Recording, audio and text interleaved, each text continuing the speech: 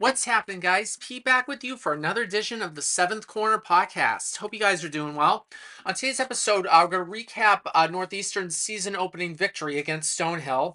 All the details about that, of course, I was there. I'm at almost all the home games. Again, I've probably only missed one or two in my entire run as a season ticket holder. So I'll tell you all my observations about the game, what are sort of the key moments, highlights of all that, how Northeastern persevered after being down 1-0 in the first period, and they pretty much shut down Stonehill from there. So why don't we start from there, from the game? And it was a terrific game from the outset. At the beginning of the game, they did a tribute to Johnny and Maddie Gaudreau, who passed away about a month ago. They're hit by a drunk driver bicycle in New Jersey, and obviously the sad story of all that too. It affected everybody in the hockey world. I mean, just college hockey. Obviously, they were stars at BC and all that, and it was hard for everybody, especially fans of Johnny. Of course, played for the Columbus Blue Jackets, and of course, he was also in Calgary as well too. So they did a nice video tribute to him at the beginning of the game. I thought it was great to sort of just bring that to focus and acknowledge that too. So I thought it was just a nice tribute, and then from there, the game started just like every other game. So the Skyhawks, of course, that's Stonehill. They took a 1-0 lead in the first period, and scoring 5 unanswered goals through the remainder of the contest is something that's huge. And sort of look at it on that perspective too. That's sort of been Northeastern's ammunition. That's sort of been in their DNA from like the very beginning. It's sort of their bread and butter. It defines who they are. There's sort of the underdogs going from there. Always has been and always will be too. And it's about proving people wrong. And I think they went up a notch to number 17 in the rankings too. I have to look at the updated rankings. Obviously, this is a non-conference thing, so it doesn't really affect those rankings that much. So they're down 1-0 early, and then just I think just less than a minute, it wasn't even a full minute, it was less than a minute after Stonehill's go at a goal, senior Christophe Tellier, he got his first goal in a Husky sweater, and it was off a well-placed feed from behind the net from Jack Williams, of course, our captain. So deflect the puck in for a 1-1 game, tied it up, and it was all Huskies from there. And Jake Boltman picked up his first point with the secondary assist on that play too. So it's great seeing some of the young guns sort of take up from the senior thing, and just it's really great to see that. And we talked about that too in last week's podcast as well. The freshmen looking up to the seniors, to the upperclassmen. I think that's really going to be key moving forward. Very beneficial for Huskies to really gain stature going up. Because, with all the other teams have different makeups.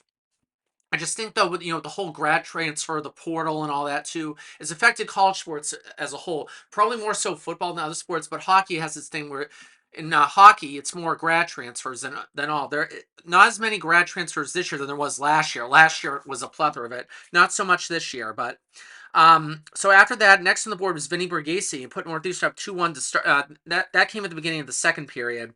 Nick Verhoom and freshman Jack Henry left Borghese open the slot for the goal. Borghese now has scored in every home opener for Northeastern since his freshman season. That I did not know. That's a good little nugget of information. And Verhoom collected his first point as a Husky, and Henry picked up his first NCAA point. So congrats to them both. Um, they kept it rolling in the third period, and it was pretty much no worries from there. Our captain Williams, he extended Northeastern's lead to 3-1 off a net front barrier. It was Dylan Raconian and Boltman tacked on the assist, and Boltman got 2 helpers on the night too. I think that's very crucial moving forward. Just sort of the help from the for the captain as well too. And it was funny. I was sitting in my usual seat, section 7, row F. There was an old couple that was sitting right behind me too. She taps me on the shoulder and she shows me a picture she took of Jack Williams, and she said, "That's my grandson." I'm like, "Oh, great!" And I was telling her, "I'm so glad he's a captain," and she said, "I am too." So it was good to have that, sort of little camaraderie, and just you never know who you're going to meet at these games. So that's a good little thing, a little story I like to tell. So yes, start of the third period, and then Huskies got hot at the 5:48 mark in the final frame.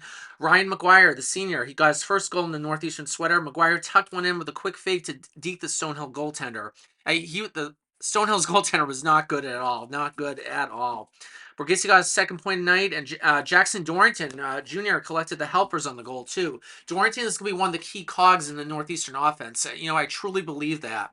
There are like one people. I really like to see Missouri get more involved.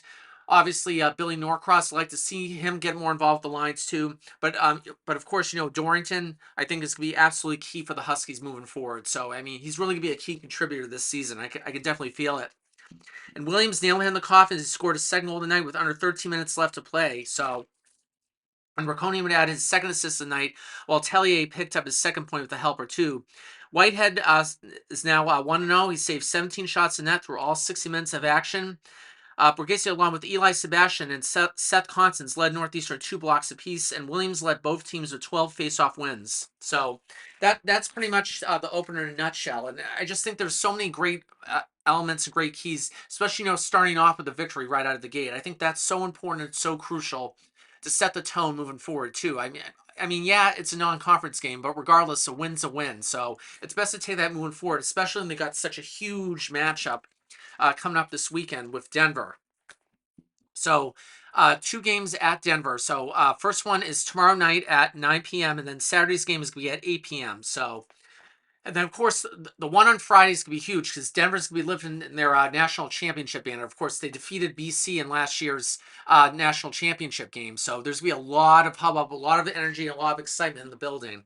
And I think that's one team that can play spoiler to the other teams, ceremonies or whatnot, too. I think it's Northeastern. So I think if Northeastern can split this series, excuse me, if Northeastern can split this series, I mean, regardless if it's Friday or Saturday, I'd rather Northeastern win Friday and play a spoiler, and then just split the series from there because I don't think they're going to sweep because Denver's just too good of a team. Of course, number one in the rankings, so Northeastern can play spoiler. I think they'd be awesome. I think a key here is Northeastern sort of has to look at it differently too, just with Denver's mindset because they're so skilled up front, have so much experience. Just won the national championship, so they just have so much presence and they have a lot of speed. They have a lot of dynamic players on offense too. I've only got to see them a little bit of a video from that, but I just think there's going to be a lot of energy on the ice too. So I think if Northeastern can keep up with their pace, keep up with the tempo, and just sort of match speed, match velocity, I think they'll be in great shape. I mean, just looking and forward too. It just and then after Denver, so then they got the conference play, and that goes pretty much up until throughout the last two of October, 25th and 26th, they'll be at home against Maine. Then going all throughout November, it's all conference play from there. So, and of course, they have some other non-conference matchups against Bentley and Brown. But I just think Northeastern, just from what I've seen, and I know it's just the first game, but I've seen so much promise that it really made me want to up my preseason prediction, go from fifth to third. So I think they'll finish right behind BC and BU. That's where I think they'll finish. So there's a lot of great cogs, and there's a lot of great, there's a lot of great energy in the system too. So another thing I want to touch upon right away too is just, and I just got wind of this on social media. The Bruins just unveiled their 100th anniversary sweater too. Obviously, Matthews Arena was the original home of the Bruins from 24 through 28, and they moved into the old Boston Garden in 1929. So in the video, it paid a little homage to Matthews Arena. So they had Brad Marchand wear the 100th anniversary commemorative jersey and just skate on ice. He was actually on ice at Matthews. I don't know how long ago this was shot, probably just like a couple weeks ago. But I just thought that was pretty cool to see, and just sort of a little tribute to Matthews. Obviously, with this being presumed be the final year, it hasn't been officially said by Northeastern whether it's this year or next year. I just like some closure as whether no, because nobody even close to the team knows. Not even other fellow fans or season ticket holders know the true story. I mean, me being a season ticket holder for 7 years, just want some closure whether it's gonna be the last year. But anyway, I just thought that was a nice little tribute, a little proverbial tip of the cap to Matthews and just sort of the legacy they set forward too. I just thought that was awesome from the get go. But yeah, I'm seeing though just a lot, and from Matthews, just a little bit real quick. So they put black tarps over the section where it says construction, so nobody's allowed there. So that's not going to reopen again at all. So that's the only difference from this year. I think last year they left the seats open. They just had a lot of like construction equipment there. But this year with the first game, they just put black tarps over the seats. So those seats are no more, not to be occupied again. It's really not worth it to just due to all the structural deficiencies there. So yeah, that's why I started going forward. And not much else. They had the bobblehead giveaway too, which was that was just for the early arrivals.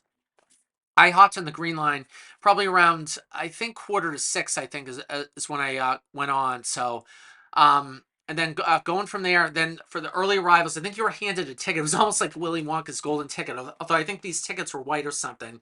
So if you won the early arrivals, you're guaranteed a bobblehead. And all the fans who had the white tickets picked up the bobblehead right in the main lobby at the conclusion of the game. So I saw a sneak peek of the bobblehead. They looked amazing too, but I would have loved to have one, but I have enough Northeastern memorabilia here. I have Adam Gaudette's commemorative puck from the Hobie Baker. I have a game use puck. I actually have a Northeastern Beanpot Trophy stress reliever too, so I keep that on my center shelf. I'm actually looking at it right now along with the thank you card for my recent donation to them. So yeah, so there's just a lot of great stuff going.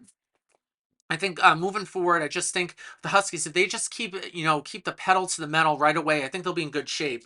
I think with Denver and all the stars that they have up front too, I think if Northeastern can, again, as I said before, if they can match tempo, they'll be in awesome shape too. So I just think going forward, if they just keep that same mentality and apply it to the other games moving forward, I think they should have no issues and no worries too. And seeing talking to Joey Mayulari last week, he definitely agrees with me on that front, just in terms of the defensemen continuing the scoring too. Because one question I asked Coach Keefe in the opening Zoom session is which.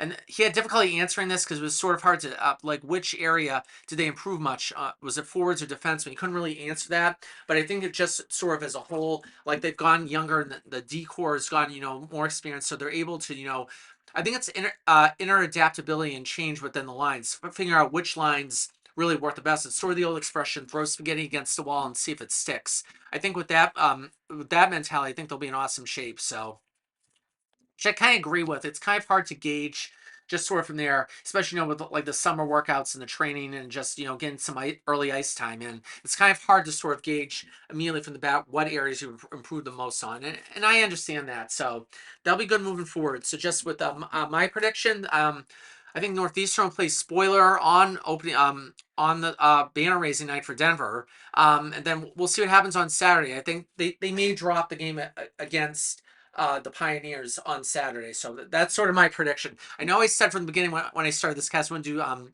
do game predictions. I'm not gonna do a score prediction, but I'll do like the win-loss prediction. I think that would pretty much work better.